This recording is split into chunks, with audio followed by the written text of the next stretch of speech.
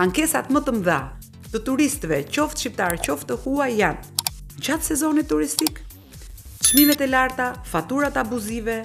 trafiku me nga 3-4 orë pritje në pikat kyçe apo në nyjet ku mblidhet më shumë që janë ato grykat e shisheve të famshme.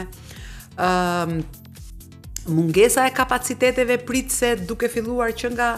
destinacionet e ashtu quajtura të mëdha, pra Vlora dhe Saranda, ti në Vlorë, Sarandë dhe Durrës, në 20 korrik 20 gusht, vëzor se gjen dhoma të lira, hotelesh jo, po edhe apartamentesh nga një herë. Edhe në Gjirokastër dhe Berat, Edhe Gjirokastra dhe Berati. Kemi provuar edhe vetë që nuk. Por që Gjirokastra dhe Berati janë sidoqoftë destinacione kulturore që mbushen ose furnizohen, tashmë është e provuar kjo, me anë të turistëve që ndodhen në resorte turistike. Pra, ai ka planifikuar ose ka bler, po themi, një ekskursion ditor, por ka raste që këto ekskursione janë dhe 2 ditore, për shembull me fjetje në Thevë, me fjetje në Valbon, fjala vjen,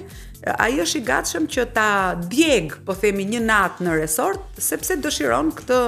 eksperiencën që do vi pastaj nga Spanja ose nga kudo qoftë ta provoj Kastileve, kjo është e pamundur. Kështu që unë mendoj që kjo sezoni ton do t'i bëj mirë,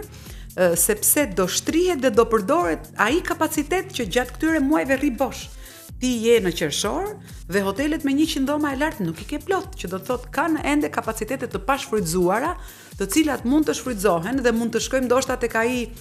30% që 65% që i famshëm që po kërkon të vendos qeveria si çmime reference për shumë hotele të cilat në fakt nuk ekziston ai 30% në dimër ose në muajt e jashtë sezonit veror, për shkakun e thjeshtë se janë ose të mbyllura ose nuk ka turist që ta mbushin të 30%.